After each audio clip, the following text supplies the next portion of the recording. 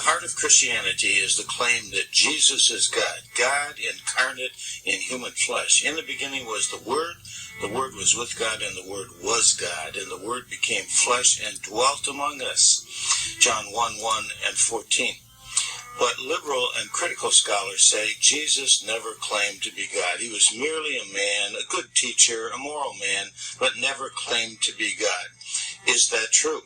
When you look at the gospel record, the only authentic record we have of the words of Jesus from the first century, eyewitness and contemporaries, it says Jesus claimed to be God. In John chapter 8, he said, before Abraham was, I am.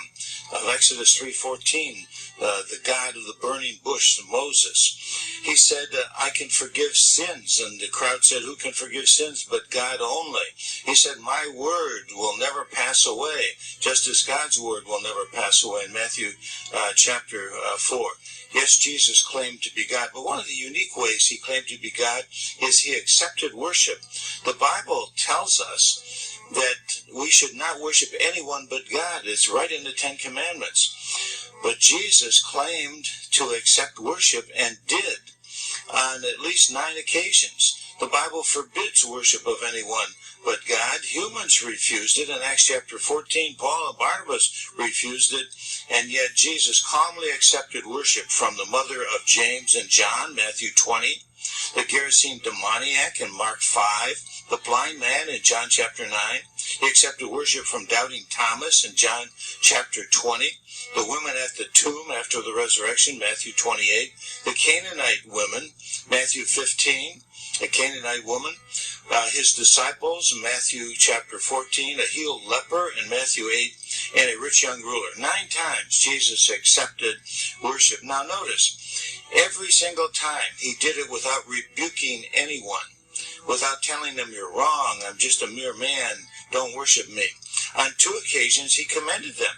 He said, great insight, Thomas, blessed are you. Flesh and blood has not revealed this to you, Peter, in Matthew chapter 16 and John chapter 20.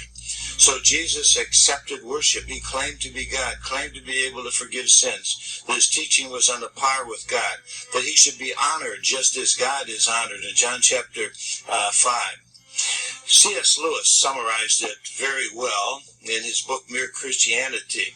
He said, and I'm quoting now from one of the greatest books on this topic ever written, he said, I'm trying here to prevent anyone saying the really foolish things that people often say about him. I'm ready to accept Jesus as a great moral teacher, but I don't accept his claim to be God. That is the one thing we must not say. A man who is merely a man and said the sort of things Jesus said would not be a great moral teacher. He would either be a lunatic on the level with a man who says he's a poached egg, or else he would be the devil of hell. You must make your choice. Either this man was and is the Son of God, or else a madman or something worse. You can shut him up for a fool, you can spit at him and kill him as a demon, or you can fall at his feet and call him Lord and God. But let us not come with any patronizing nonsense about his being a great human teacher. He was not open to that. He did not intend to be.